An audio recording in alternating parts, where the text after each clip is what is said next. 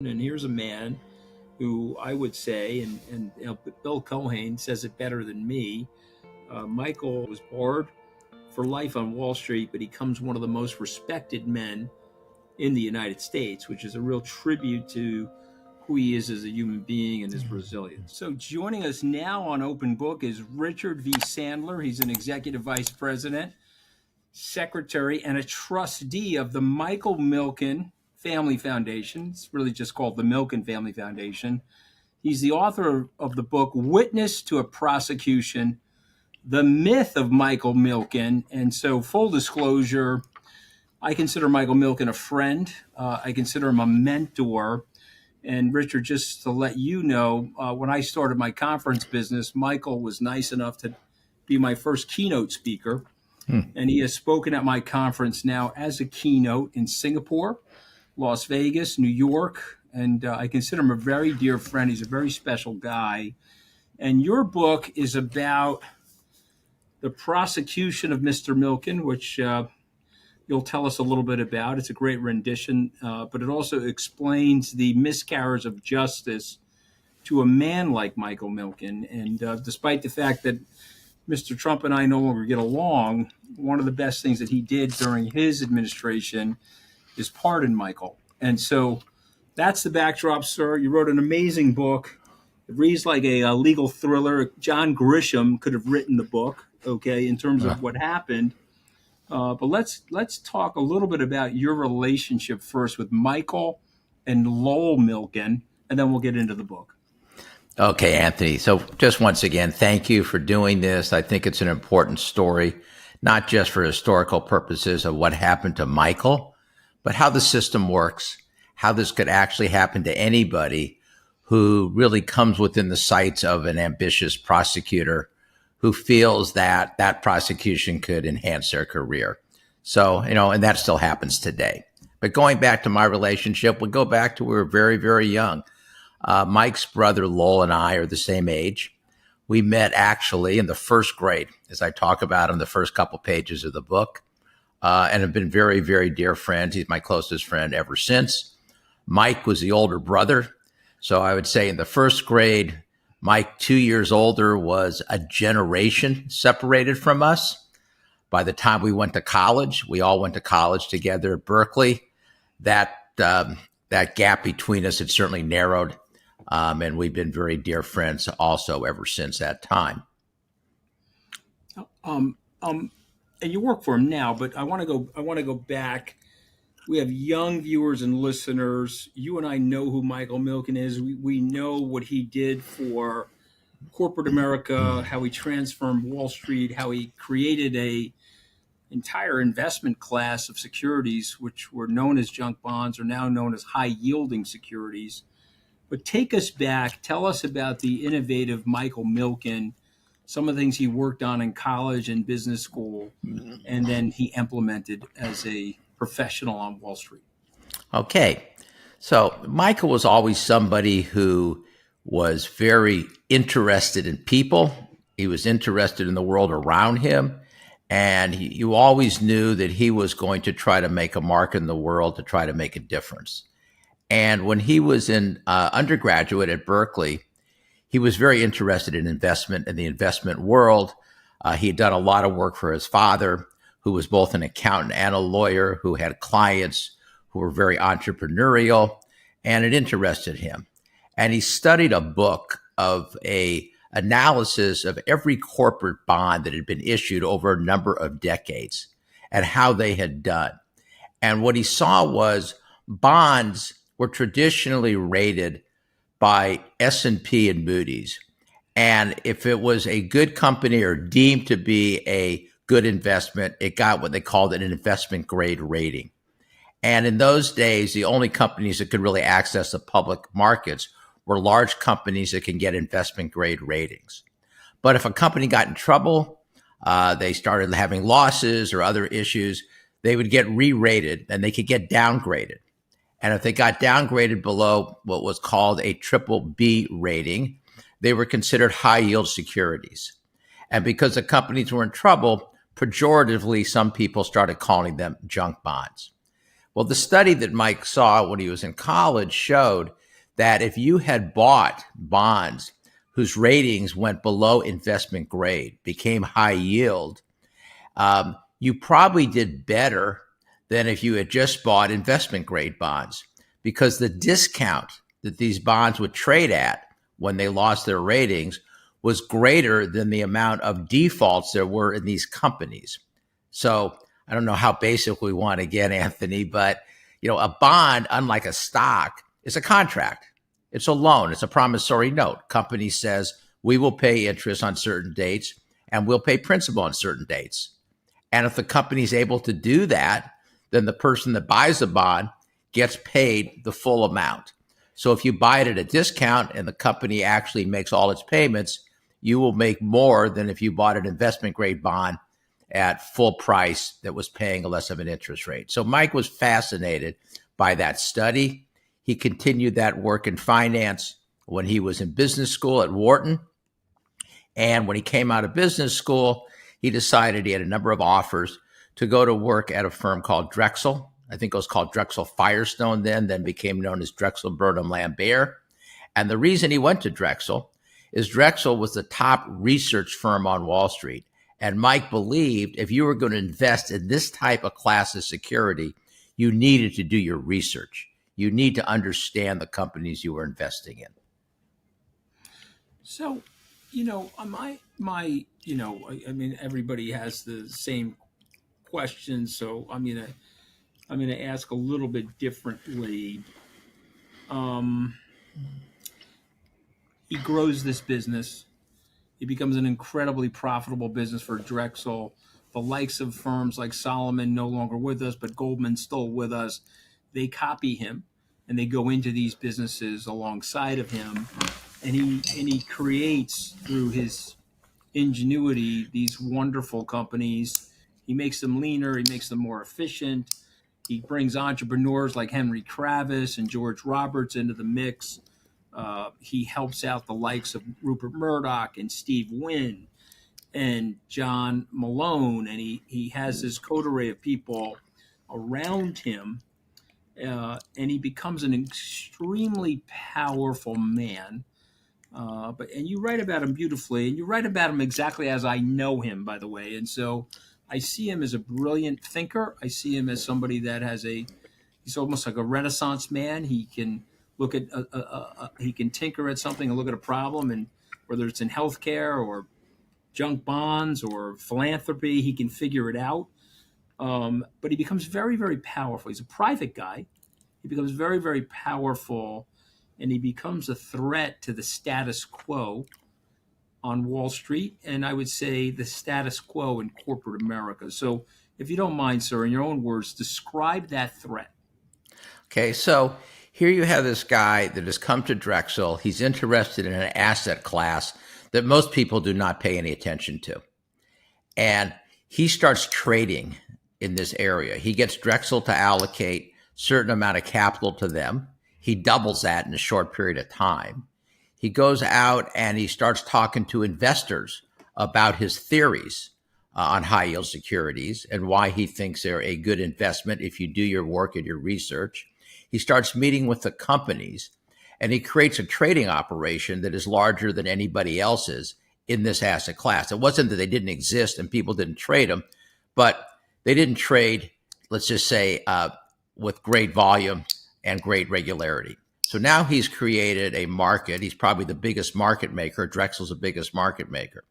So they have this idea, if we could make a market and show there's value in securities that do not get high ratings, why don't we do original issues, which was never done at the time. In the 1970s, they started financing companies that could not access the public market. That was the revolution that he started. That was the innovation that really changed Wall Street forever with this asset class. So rating agencies rated companies based upon the past. Mike's view of the world was the greatest value are new companies that are going to do well in the future. And if we finance those companies, we do our research, we meet the management, we understand the industries, we could get capital to people, to entrepreneurs, such as you mentioned, to John Malone, to Steve Wynn, to Craig McCaw in the cellular industry, to Ted Turner in communications industry. These people could not access the markets before. And he's now created a market. And the competitors on Wall Street that you talked about some of them tried to get into the business. Some of them try to just downplay the business. We're above this. These are junk bonds. We're not going to do this. But what happened was, as he became more and more powerful and others could not compete with him, they looked at him as a disruptor. They looked at him as a competitor. And when he started financing individual entrepreneurs who thought they could create value in some established companies that they thought were trading below what their value was, he then became a threat to the Wall Street established firms who had large clients that the Drexel clients were thinking of acquiring. So he became very, very well known. But as you said, he's very media shy. He's very private. He just wanted to do his work, finance his companies, make a difference, and did not talk to the media. And meanwhile, he wasn't making friends on Wall Street, because when traditional firms would do financings or do stock deals, they put together a large syndicate, and everybody would benefit. Everybody would get a piece of the syndicate. Everybody would issue some securities. Drexel didn't put together any syndicates because nobody else really knew how to sell these bonds or understood them as well. So he was looked at somewhat as an outlier because he wasn't sharing with others, and others really didn't understand his business and put him down. But he was creating a whole new industry. And when you mention Henry Kravitz and George Roberts, they were sort of the forebearers of the what is now known as private equity. And that whole business developed because Mike Milken and Drexel Burnham were able to finance these individuals who were in the marketplace looking for value for companies, and now they could get financing where they could never get it before. Okay, but he's wreaking havoc. He does one other thing, by the way, then I think you'll agree with me on this, because Michael has said this to me. Because of his relative privacy, he's not close to politicians. He's not engaging the political community, so he's an unknown to them. As a result of which, when the Department of Justice rains down upon him, he doesn't really have a lot of connectivity into Washington or the processes of Washington. And so, I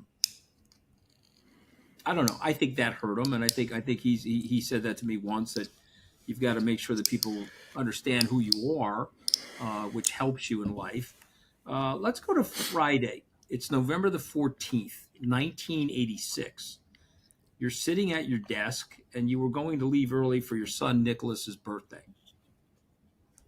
A client of the firm, Ivan Boesky, who is famous to you and me because we're old guys now, you and me, Richard, but not famous to some of the young people that listen to this call. Ivan Boesky is a very rich arbitrageur in the mid-'80s, and he is a very well-known man in the mid-'80s on Wall Street.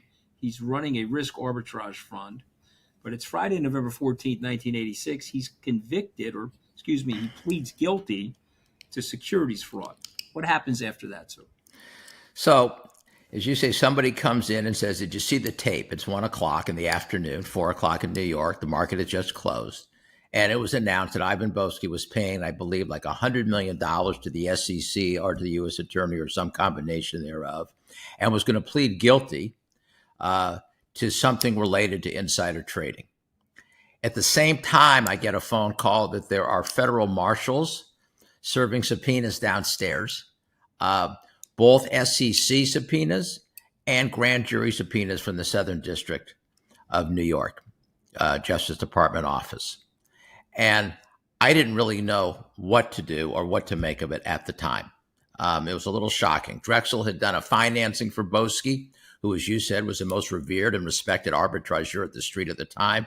That prior March, I was involved in working on that transaction. We had entities that invested in that transaction, and we're all getting subpoenas. And what we figured out very quickly is we have to know what we don't know. And this is a world none of us ever thought we were going to be involved in. And we had to identify attorneys that lived in this world and figure out what did we need to do. And it was Friday afternoon. We got gathered together, had a meeting, and somebody had mentioned, I think Mike had mentioned, that he had been introduced to Edward Bennett Williams by a mutual friend some months earlier. Edward Bennett Williams, who probably most of the listeners are too young to remember, was certainly the most respected criminal defense lawyer of his time. He had quite a presence in Washington. Unlike Mike, as you said, Anthony, he was the owner of the Baltimore Orioles. He formed the firm of Williams and Conley, which still exists today. And we got Ed on the phone and started talking about what did we need to do and could we meet with him the following week. And Ed made one comment to me I'll never forget when I sent him and faxed him. In those days, you had to fax things to people. This a copy of the subpoena. He says, I know this subpoena from the Southern District of New York references a statute known as the racketeering statute, the RICO statute.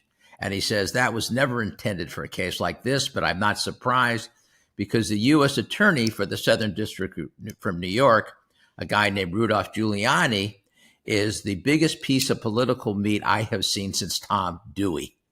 And it rang with me because Tom Dewey was the former U.S. attorney for the Southern District of New York, went on to become governor of New York, and eventually ran for president of the United States. And he said that Giuliani had that same political ambition and would use that statute and use Mike's notoriety or anything else he could to enhance his political career. But, we should stay calm through the weekend. Nothing's going to happen overnight. Let's meet next week and talk about what we can and can't do. Okay, so I'm going to say something to you and I want you to react. Okay, I read your book. This is what I think. And you're going to say to me, I'm right or wrong. Okay. Michael, in order to commit insider trading, you have to have a tipper and a tippee. And so I have to pick up the phone and say, Richard, I have inside information that Apple Computer is going to buy Walt Disney tomorrow. And I have this information and I'm an insider and I know it. Then you go out and you purchase call options or the stock of Walt Disney days before or hours before the announcement, and you make money off the announcement. And this is a form of manipulation. This was stuff that was barred in the Securities Acts after the 1929 stock market crash.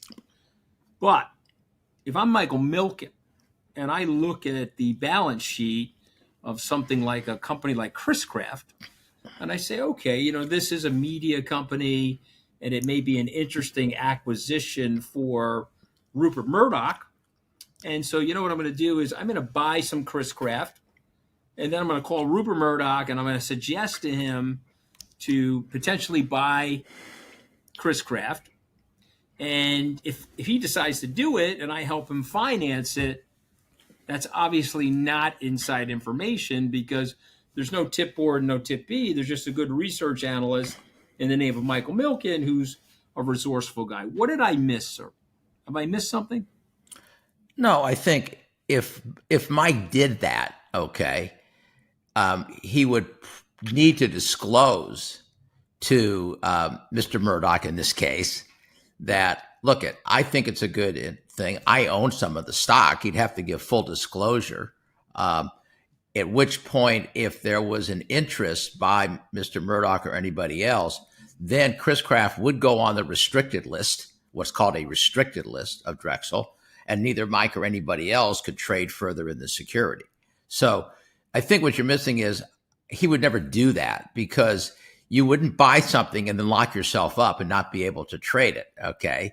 You would probably, in his case, with his business being what it was, if he thought it was a good idea, what he was really be looking for is the business of Drexel would be to finance the acquisition of Chris Craft and to have Murdoch as a client, and they would make their fee on financing, not on buying the stock in advance of doing that, because that probably gets into a gray area that they never would want to get into. Okay, so what did Michael do, and what did Michael get accused of doing?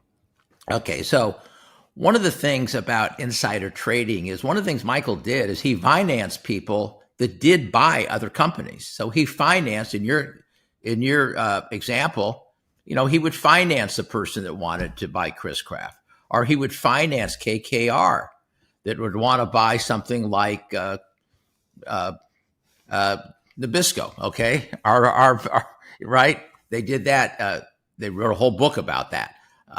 So he would finance the people that were buying companies. So he actually had access to tremendous amounts of inside information because he knew which companies were looking at other companies. He's not allowed to trade on them, never would. He just financed that. So the difference between that and what it turned out Mr. Boesky did, Mr. Boesky would go to people on Wall Street that would work on those kind of transactions. And he would buy the information from them, knowing that Company A was looking at Company B. He would buy the stock of Company B.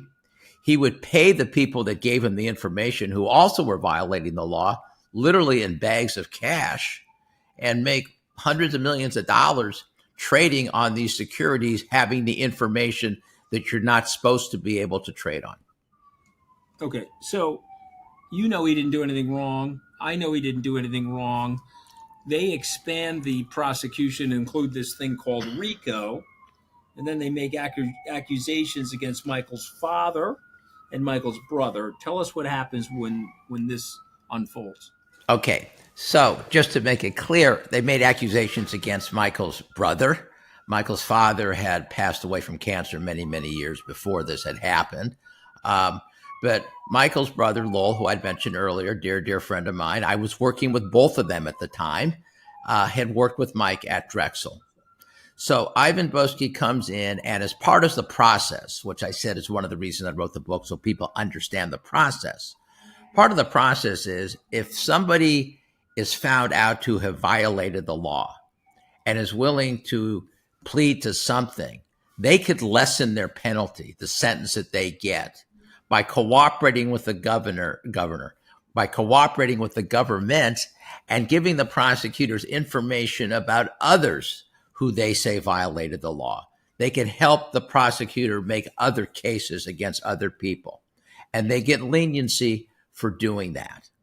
So when Ivan Boesky pled guilty, he also made a deal with the government that he would only have to plead to one regulatory violation, even though he might have done a number of things, and that in exchange for that, he would be a cooperator and help them make cases against others.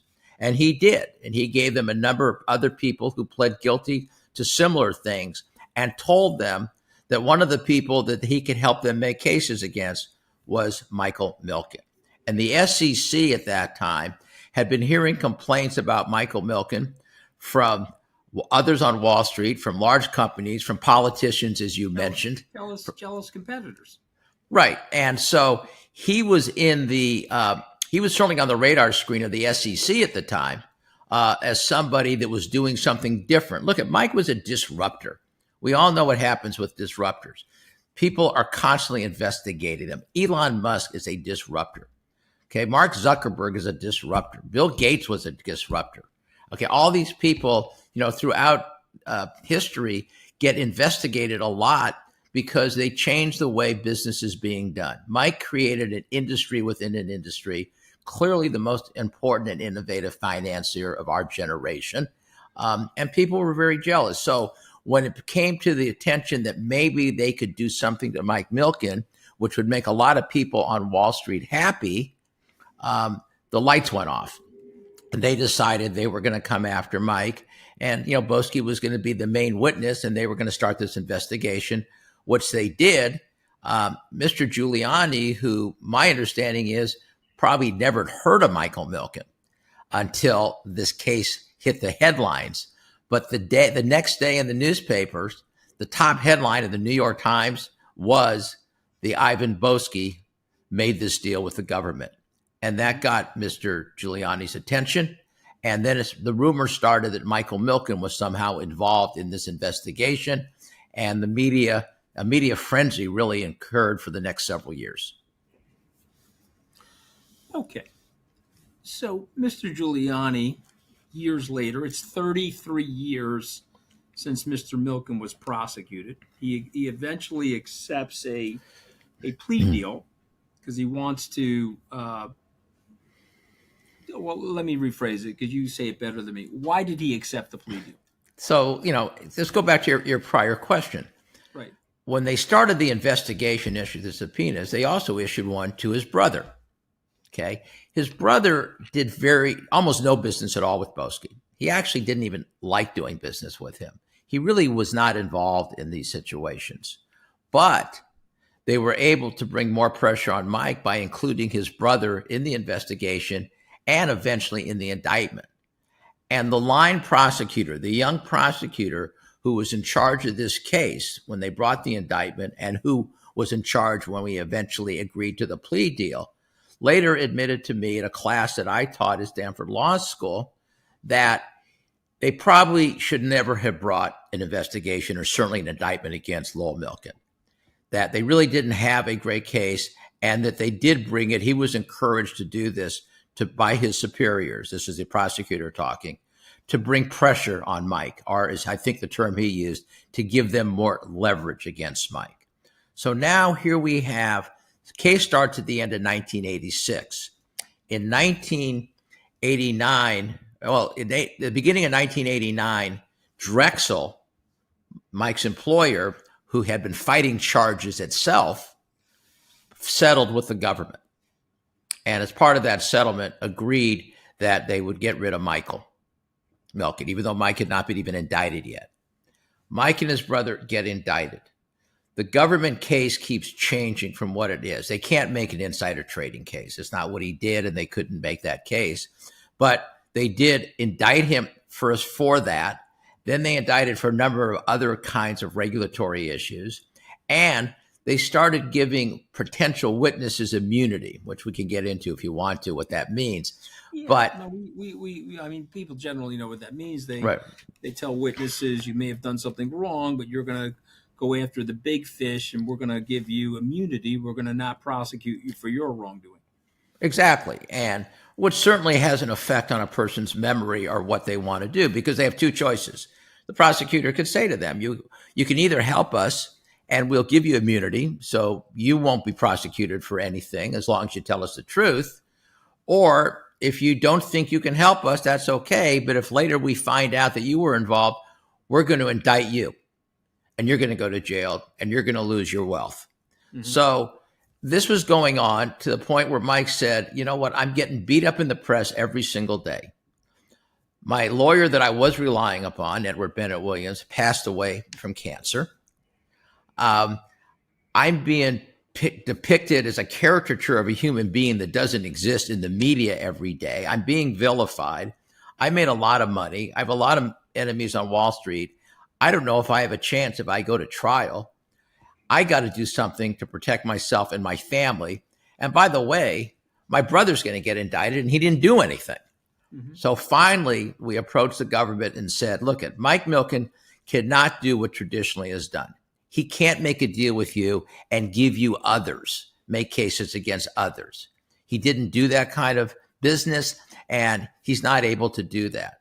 Is there a way we can resolve this? And the government, which wanted a victory, said, okay, yeah, plead guilty to 6 counts, pay a lot of money. You don't have to make cases, but you're going to have to plead guilty to at least 6 felonies, one of which could be a conspiracy to commit the other 5. So you got to find 5 things. We got to find 5 things that you're willing to admit to and that we're willing to accept in a plea. And that's when the negotiation of the plea started. Okay. We are now fast forwarding 33 years. But even before that, we're talking when Michael was pardoned.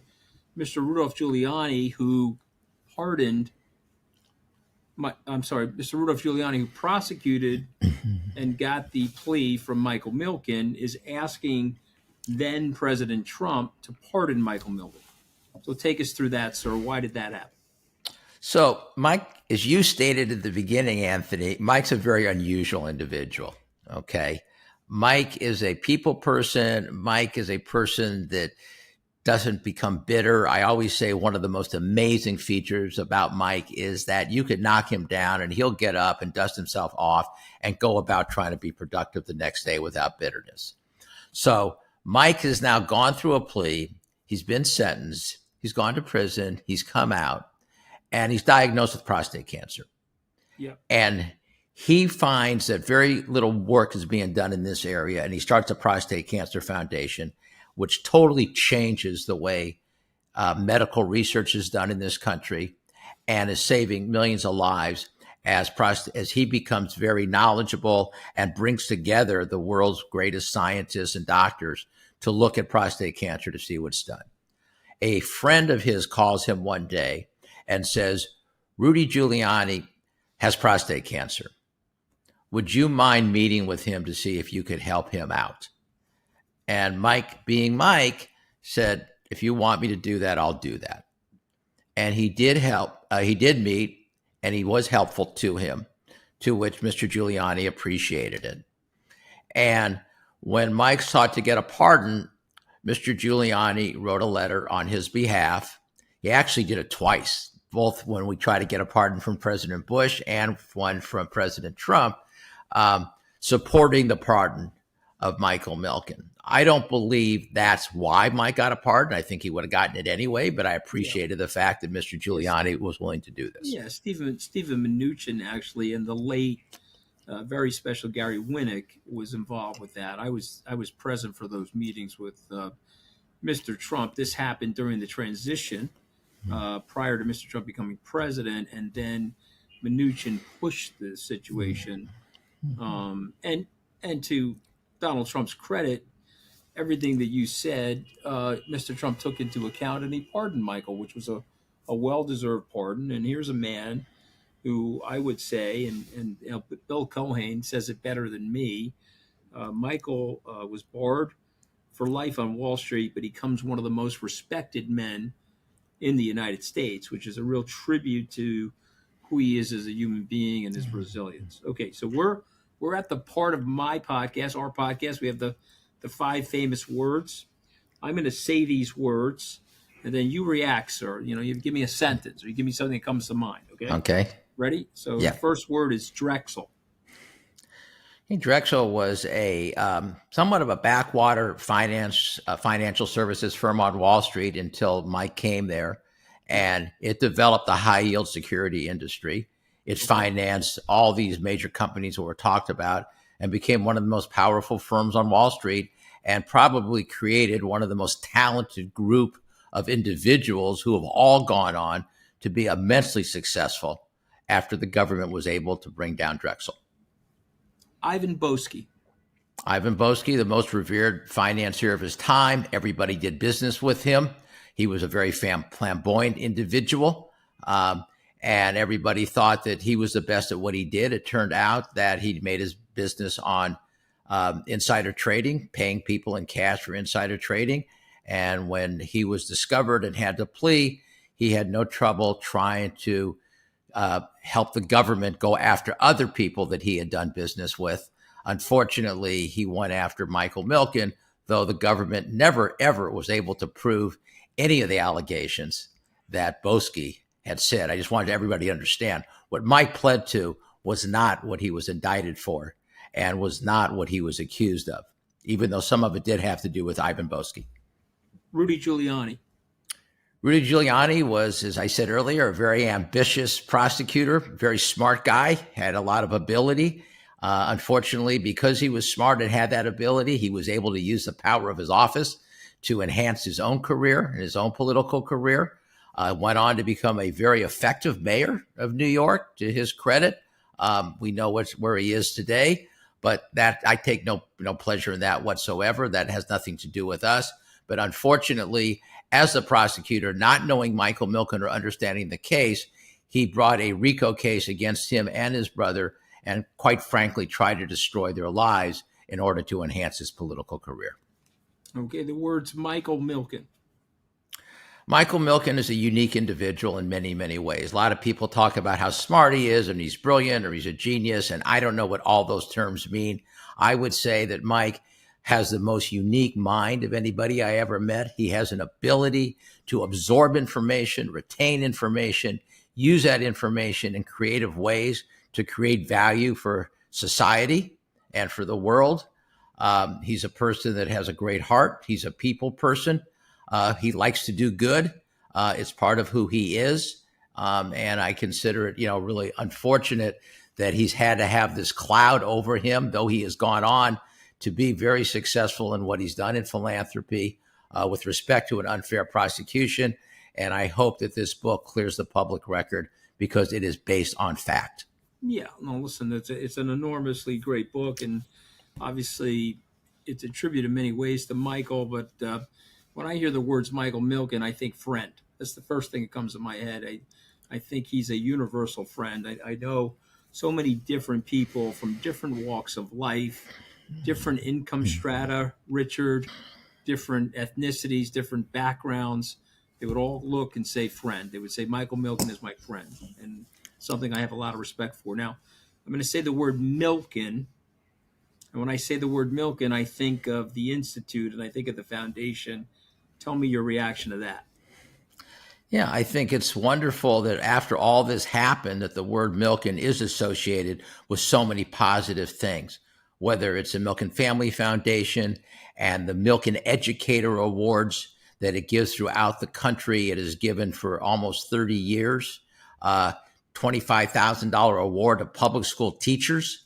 Almost 3,000 teachers will have received this award. By the end of this year, we'll go over 3,000. Whether it's the Milken Institute and Faster Cures, which is trying to cure diseases, whether it's the Milken Community School, Jewish day school here in Los Angeles that I sit on the board. I actually chair the board of here, which is educating young students to have the name Milken associated with so many things positive. Mike has his own foundation that does amazing things. Lowell Milken has a foundation. There's a Lowell Milken Center for Unsung Heroes in Kansas. So the Milken name is associated with giving back to the world, giving back to society, and making the world better for as many people as possible. I'm going to end it right there because I think that's exactly, a beautiful way to end things. The title of the book is Witness to a Prosecution, The Myth of Michael Milken. It's written by Richard V. Sandler. It's an outstanding book. And I really appreciate you joining me on Open Book today. I hope I get a chance to see you soon. Look forward to it, Anthony. And thanks for taking the time and for actually reading the book and for your kind words. Don't worry as much about your spending. Everyone's going to say you're going to nickel and dime yourself. Do not do that. That's not the solution. The solution is a long-term solution to raise your income. I'm going to stop you, Nick, and I want you to repeat that because there's people listening and they all have issues related to their wealth. And so let's say I'm making 50, 60, 70,000 pounds or US dollars a year. What am I doing to get myself into the world of financial independence? And so repeat it. The solution is a long-term solution to raise your income. Well, I wish we all had a magic wand and we can raise our income, but the question is, how do you do that? Like, what is the path to get there? For some people, it's going to be keep working hard at your job. You just need time. You'll get promoted. You'll see raises, all that type of stuff. That'll just happen naturally. That's not going to be true for everyone. Some people are going to have to go and start a side hustle. Some are going to have to go start a business, right? There's a lot of different ways this can be done. Some are going to have to go get an education and learn a new skill and kind of transition to a completely different industry. There's a lot of different options out there. Not every person is going to work with every solution, so you got to figure out the one that works for you. Welcome to Open Book. I am your host, Anthony Scaramucci. Joining us now is Nick Maggiulli. He's a best-selling author. He's the COO at Ritholtz Wealth. Those are good friends of mine. And the title of this book is The Wealth Ladder, Proven Strategies for Every Step of Your Financial Life. And I have the book right here. And Nick, you did a very clever thing. You gave me a $2 bill because it didn't fit on the cover. See that? I'm very impressed. I read the book. It took me one sitting to read the book. I loved your first book, Just Keep Buying, because your book has a lot of wisdom. You also say in the book, really just keep buying and holding, because that's how people really make their money in good and bad markets. And so it's something that you understand at a much younger age than me, which I give you a lot of credit for. I'm there now, but I sold winners way too early in my life, Nick. And I think that's a lesson Peter Lynch has regaled upon and others, and I've been a victim of that. But it's great to have you here. Before we get into the book, Tell us about yourself and what led you to write these two books, Just Keep Buying and now The Wealth Ladder. Yeah, so I was an economics major in college. After college, I started working at a litigation consulting firm, originally from California, by the way. And at the consulting firm, I was doing a lot of data work, a lot of analytics. That was kind of like my passion, one of the things I loved.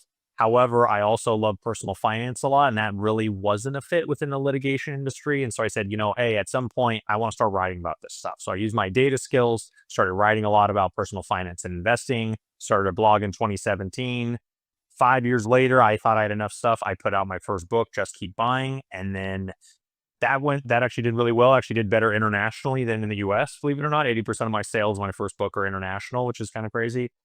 And then I came out with the Wealth Ladder because Just Keep Buying is great. It's one very good strategy. It's like the best strategy I recommend if I don't know anything about you. But the Wealth Ladder kind of zooms out from that and says, hey, what if we could give you a bigger framework that could work for someone in different stages, or if you want to get to somewhere else in your life? And so like the analogy I give in the intro is, a personal finance or a fitness trainer would give different advice to someone who's morbidly obese versus someone who's a well-trained athlete. I think that same analogy is true with financial advice. Have you been talking to my trainer about my morbid obesity? Is that what's going on here? Is that like a veiled threat if the questions go badly or something like that? My God, Jesus! All right, but Nick, you're a young guy. How old are you, if you don't mind me asking? 35 years old. All right, so you're a 35-year-old guy. You're a young, you probably think you're old, but I'm 61, about to be 62.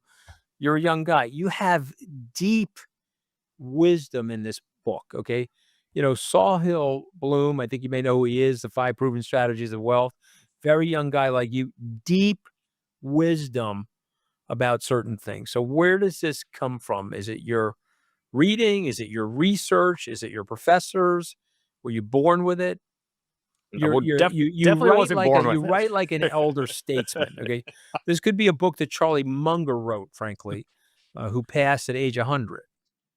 So I think I don't really have any particular expertise. Everything I try to do is look at the data, look at the research, read a lot. I read voraciously about a lot of things, not just financial things. I like reading about science and all sorts of stuff. The most recent book I just read was like on the history of the earth and like how old it is and how we figured that out and all this different stuff. So I'm just reading a lot, and that's where I don't come and say, hey, listen to me because I'm rich. I don't like that. I don't like that way of pitching things. I say, look at the data and what does the data say on how people got rich or how people got to this level of wealth versus that level of wealth. And that's where that comes from. All right. So in the book, you got 6 levels of wealth. But before we get into any of that, I would like to talk about starting from nothing and being something. So if someone is in that first and second level of wealth, can they become financially independent? Is that possible? That's sort of the savings of net worth ranges 10,000 to 100,000. Oh yeah, of course, it is definitely possible. Of course. All right, so I want you to repeat it. It's definitely possible. I'm going to stop you, Nick, and I want you to repeat that because there's people listening, and they all have issues related to their wealth, and so repeat it. It's definitely possible to build wealth and to build financial independence. Yeah, I tell my producers at Goalhanger, pay attention. And so let's say I'm making 50, 60, 70,000 pounds or US dollars a year. What am I doing to get myself into the world of financial independence? Go ahead. So the thing you're going to want to do, I mean, in the short term, I say don't worry as much about your spending. Everyone's going to say you're going to nickel and dime yourself. Do not do that. That's not the solution. The solution is a long-term solution to raise your income. Now, of course, I wish we all had a magic wand and we can raise our income, but the question is, how do you do that? Like, what is the path to get there? For some people, it's going to be keep working hard at your job. You just need time. You'll get promoted. You'll see raises, all that type of stuff. It'll just happen naturally. That's not going to be true for everyone. Some people are going to have to go and start a side hustle. Some are going to have to go start a business, right? There's a lot of different ways this can be done. Some are going to have to go get an education and learn a new skill and kind of transition to a completely different industry. So there's a lot of different options out there. I don't want to say you do this one option because that option may not be right for somebody. And so you have to be, I mean, that's not a cop-out. It's a very honest way of approaching the problem and saying, hey, like not every person is going to work with every solution. So you got to figure out the one that works for you. And so that's what I would push forward is like education, raising your long-term income. Many people have anxiety about money. Some people are living above their means.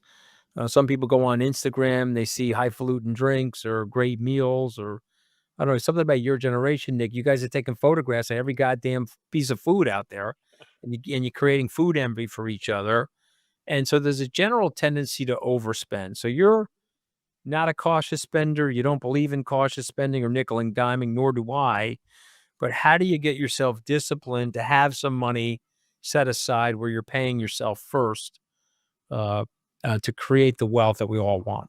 I mean, the thing that makes it easier, like I always say, if your income's high enough, you don't need to budget as much, right? I think, Right. yes, if you're in a very tough situation, let's say you're making minimum wage in the US, you're making 30, 40, maybe, $45,000 a year, you're not in a position to be spending crazily. I'm not saying that you need to watch your spending like a hawk, but you need to watch it a little bit more than someone who's making even 70, 80 a year, right? So I think the key here is like, where are you spending your money?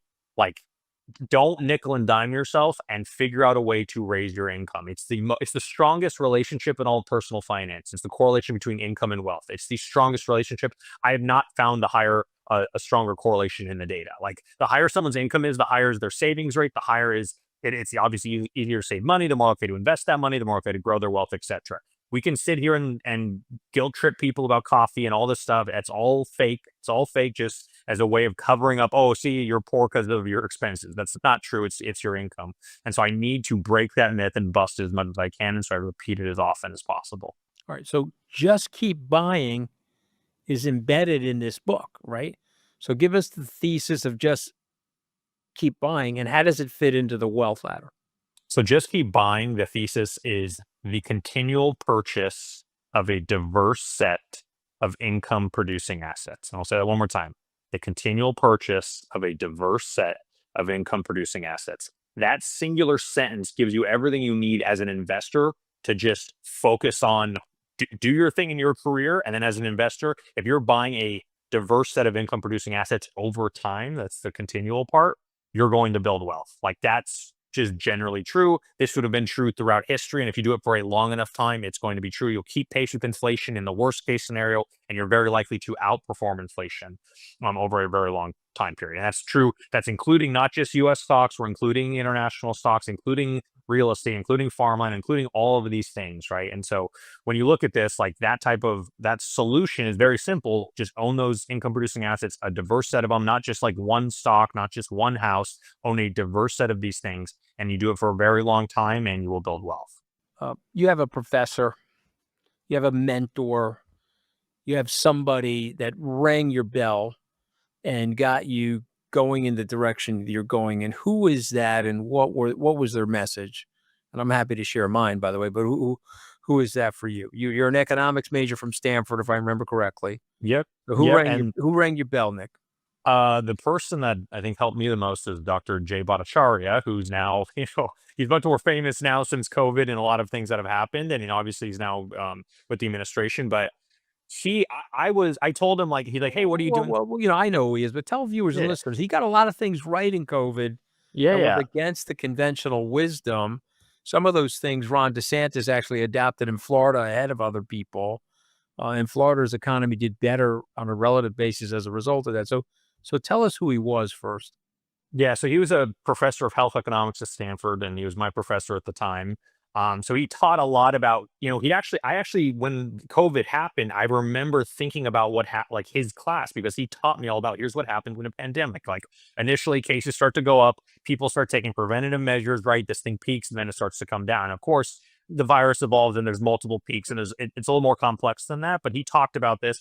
He had this thing called, if I remember correctly, I think it was the Beringer Declaration. He came out with this declaration, him and two other researchers came out and said, like, hey, like, we are against the lockdowns. We're against a lot of this stuff that's going on because this is not going to solve our problem. And he got a lot of flack for that. He got a lot of the stuff that he said in there, he got a lot of issue for. But now looking back, it seemed like it would have been the better path forward. Of course, we don't know with hindsight, a lot of uncertainty and stuff, but anyways, now he's within the Trump administration. And so the thing that's really interesting is like he got me aligned to like do something different, because he asked me, like, I came in to talk to him about a paper, just something for his class. He said, what are you doing for the summer? I said, well, I'm going to be working at my aunt's warehouse. I was going to be there just like, making minimum wage and stacking boxes, whatever needed to be done. Right. And he's like, no, you're not doing that. Like, you need to do something more analytical with your mind. I know someone, even another professor here at Stanford. He has a company. You should go work for them. Just send me your resume. And so I sent my resume in. I had to go in there. I took a statistics test, whatever, all this stuff. And I got an internship there, which got me into economics litigation consulting, which is what I eventually did after school. So he absolutely changed my life, and I will forever be grateful for him. And he did this for a lot of people. It wasn't just me. Like, he did this for a lot of students. He helped a lot of people out. There's something about you. I'm trying to figure out what it is. It's one part charisma. It's one part wonk. It's one part you're backing your stuff up with a lot of research. And so I'm going to drop you in a lower middle income area of the country, maybe here in the United States or in the UK, and you get an audience with these people and you can move them. And a couple of those people are going to become financially independent as a result of your philosophy and what's in your 2 books. So go ahead. You got a 3-minute speech that you want to give those people to ring their bell the way your bell got rung by your professor and the other professors at Stanford. Yeah. So the thing I would say is, think about what skills you have today, and you don't have to have them all today, but everyone has some strengths. Everyone's like, oh, I'm pretty good at this thing. Maybe you're not the best at it, but you're better than some other people. Like, what are those skills that you have that you can build on? You need to build from some base foundation that you can build on over time that can hopefully raise your income. Once you raise your income enough, it'll be much easier to save money, right? You can't just let your spending go forever with your income, obviously, but it'll be much easier for you to save money. And then once you're able to save money, Nick. My wife has tried that. Okay. We've given her an unlimited budget on certain things and she exceeds it. Okay, but keep going. so once you raise your income, it's much easier to save money. Then you can take that money, save it, invest it. And over time, that is going to build wealth. And then once again, invest it in a diversified set of income producing assets, right? That is the way forward. And I talk about these in my books, and I'm index fund, owning, real estate, owning farmland, whatever. There's a lot of different ways this can be done. There's no one perfect solution. That's why there's the real estate people will tell you it's all real estate. The stock investors will tell you it's all stocks. They're both wrong because they're both right. That's the interesting thing. They're both correct at the same time. You can do it in real estate. You can do it with stocks. You can do it with all sorts of things. If I was someone like lower middle income, I think where there's a shortage of skills and labor right now is in a lot of producing of real things. I think there's going to be a shortage of that going forward because everyone's focused on AI and technology and we're going to live on the internet and all that. I don't think that's true. I think the real world is going to need builders. We're going to need plumbers. We're going to need all sorts of people that are building things in the real world. And I think we don't have enough housing. We don't have a lot of these things, and we need those people to do that. And I think creating these businesses, you can start to make real money doing that. And I'm not an expert at creating those businesses. There's a lot of other people that'll be better at that, talking about that. But I do see that as a path forward for a lot of people that is probably overlooked right now. Very well said. You're a man of great practicality. I want to talk about market crashes. So I have survived thus far 9 market crashes. Maybe the next one will get me. I've already outlived the 9 lives of a cat. I think I'm on life 30. But how do you survive a market crash? You write beautifully about it. You also write about it in Just Keep Buying. So I've been through both of your books. What's your advice on market downturns and the panic that the media helps to engender during a market downturn? I mean, I think they help engender it because it brings attention, right? The phrase is the higher the VIX, the higher the clips. And as a reminder, the VIX is a measure of volatility. So basically how much buying and selling is going on. And so when things are crashing, there's usually a lot of selling. The VIX is very high. And so that is kind of a measure of like, hey, what's going on? And so what do you do during a market crash? You do nothing. You do the same thing you've always been doing. You keep buying, you keep going on with your life, right? The more you focus on it and panic and stuff, that can lead to suboptimal decisions, especially very large changes. If you do want to do something behaviorally, make a very, very tiny shift. If you're like, hey, I'm a little worried, take 5% off the table. Like no one's gonna fault you for that. Take some money off the table and then move on and then keep doing what you're doing. You don't want to go all to cash. There's people that went to all cash in March 2020, and right now they're sitting on massive, they've lost out on a lot of gains, and they're still in cash since then. There's not probably many of them, but there probably are some people there. So that's the thing I say is, do not overly panic. If you want to do something behaviorally, make a very, very small change to get yourself past that, and then keep buying and keep acquiring assets. Hard to do though, yeah? Oh, very difficult because But why once again, why is it so hard to do for somebody?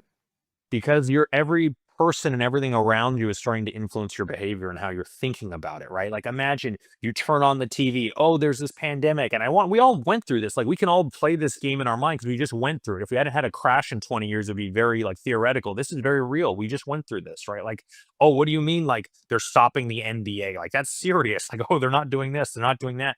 Next thing you know, like all the trade around the world is shut down. Now it's like people aren't traveling. You start discounting all that, and you couldn't understand how stock prices would fall, and they did fall. But pretty quickly, the market said, "Okay, well, like this, we're going to get through this. We're going to figure this out." Blah blah blah, and it started rediscounting all that future, right? So the market right away starts, even as the news is getting worse, the price starts to get better. So you can't wait for headlines to do this either, because the headlines will keep getting worse even as the market's already rebounding. By the time the Not headlines only say, that, if you use yeah, the same amount of money every month, you're buying more of the asset. yes, The at market's a lower high, you're price. buying less of the asset. So dollar cost averaging has worked for me and my family for 40 years. I want to go over these levels. Okay, paycheck to paycheck is level 1. Grocery freedom is level 2. But Nick, we got a lot of inflation, Nick. Some things in the, I mean, there's coffee, $21. Eggs are $1 an egg. I mean, what do you say to people about inflation? How do they deal with the inflation? What should they be doing to hedge themselves against what looks like prolific government spending? And I'll quote Morgan Stanley, who's not even big. They're not even Bitcoiners over there. They call it currency debasement. So Yeah. yeah. So what do you do, Nick? You have to own income producing assets, and in some cases, some non-income producing assets. Things like Bitcoin and gold can be inflation hedges. And that historically, gold has not been the best inflation hedge. It's still generally done well, but like there are periods where it hasn't been an inflation hedge, right? Like it peaked in the early 80s, and then it had a 20-year period where it was underwater before it hit its new peak. So there are weird cases where this happens. So it's about owning assets that are going to probably go up over time. I think generally businesses pass on their costs to their consumers. So stocks in general tend to be a pretty good inflation hedge. People don't believe that, but it's true. If people want to believe Bitcoin's a great inflation hedge, you can think that as well. I think there's debates to be had about that. It's obviously done very well, much better than I think anyone anticipated, even through today. So yeah, it's about owning assets though. Like sitting in a bank account holding cash is not the solution there, right? So I think everyone understands that. Sometimes you need to have some cash for emergencies and whatnot, but I think the solution to hedge that is to own assets of some sort. Okay. So again, don't fear the market crash. Buy into it. Just be patient and disciplined. Don't fear the inflation. If you got income producing assets, the way Nick is prescribing, you're going to get some economic benefit from those income producing assets to help you offset inflation. Let's talk about you got restaurant freedom. I love that because you're Italian, I'm Italian. Let's face it, we love to eat. You got travel freedom, house freedom. What about impact freedom? What does impact freedom mean to you? So impact freedom. So in the wealth ladder, there's like these 6 levels. Each level is like a 10x jump from the one before. So impact freedom is when I say like some with $100 million plus, you can fundamentally change people's lives. Like you could go and buy a business, you could start a foundation and really like change a bunch of people's lives. Technically, you can do a lot of that without having $100 million. You can impact lots of people with much less money. It just takes a lot more of your time, right? If you're very rich, you can pay other people to do that, right? But if you want to have that impact yourself, you just have to put in a lot more of the time, right? So it's just a trade off between your energy and your financial resources versus just sending your financial resources after something. So it's just another way of thinking about this. So impact freedom to me means the ability to impact a lot of people's lives, and whether that means buying businesses, through charity work, etc. There's a lot of ways you can do that. The thing I love about the book is the work in progress element of the book. I mean, you're even citing later in the book Charlie Munger in an interview that Charlie Munger did with my friend Becky Quick from CNBC. I don't know if you remember the chapter, but you're Hmm. in there. Yeah. He's saying, yeah, I could have worked harder. I could have been smarter. He's made himself multiple billions of dollars. He was Warren Buffett's partner for 60 years. And he's telling you there's always room for improvement. And weirdly, he's also telling you something else that should resonate with people. Even though there's always room for improvement, don't be that hard on yourself. Just get in the game and follow up and demonstrate some discipline, and you could win at this game. Is that fair to say? Do I have that right from your book? Oh yeah, that's completely right. And I think Munger's case is very interesting because everyone would consider him one of the wisest business people of the 20th century, of maybe any Love him. century, I think period, he's the right? reincarnation of Ben Franklin, by the way. That's why I love him so much. Yeah, and so, like, you look at how many great thinkers do we get a century, and he's one of them. It's like him, Einstein, you think about this type of stuff, and it's like, wow, that's a true great. And still, he even had some tinges of what sounded like regret, even though he's clearly incredibly successful. And so Love it him. goes to show some of the emotions, and even the greats go through this stuff. Even the people who are very renowned still go through these things. So it's very natural to feel like, oh, I could have done that better. Well, like, even if you had done that better, you still would think, oh, I could have done that even better than that, right? So it never really ends. And so I think it's just a way of, reducing some of the guilt we put on ourselves as well, something to think through. All right, so we're down to the last couple of minutes of this podcast. Okay, so and hopefully you'll come on again, and so this will be something you'll be used to. But we've got 5 words we've picked out of your book. We want our authors to just do some free thinking here. I'm going to say the word, and then you respond to the word. Okay, you ready? Okay. Yep. All right, I say the word investment. When I say that word, Nick, what do you think of? Giving up present consumption for future consumption. All right, so delayed gratification. Hard for people to do, but people that are capable of doing it, they're well rewarded over the course of their lives. What about saving? Is that different from investment? And if so, when I say the word saving, what do you think of? I think of giving up future consumption. It's more of, actually, no, I think of it differently. I would say that's excess income above your spending. Those were different things in my head. And so excess income above your spending like a means like cash it's reserve. obvious. Yeah. Yeah, it's like a cash reserve. It says they may not end up in your investment category, but you have a little bit of cash laying around in case you have a flat tire or something like that. Wait, what about the word buying? Buying is the act of using your resources to change your future, right? In this case, with investments and things like that. That's the act of doing that. It's very similar to investing. It's interesting. When I after reading both of your books now, when you say the word buying, I think of perpetual buying. Just keep buying. Okay, how about the word happiness, Nick? Say happiness. Yeah, what does happiness mean? Like, or how do I think about it? Yeah. So that's a great question because it's a very broad, very known term, but at the same time, like, I think it's getting what you want out of life. What you want. I think you should be underlined there because every person's version is different. So it's like, what is your version of that? And do you get that? And that's, I think, probably the most important thing there. I think it's really important because it's not just the bank account, right? You got to have health, you got to have love, all different types of things. And so you also you do a really good job of explaining that in your books. Last word, I'll give you the last word. I say the word wealth. You say what? Wealth is living life on your own terms. Happiness and wealth are a little different, right? Because with happiness, it's like you want things to go a certain way.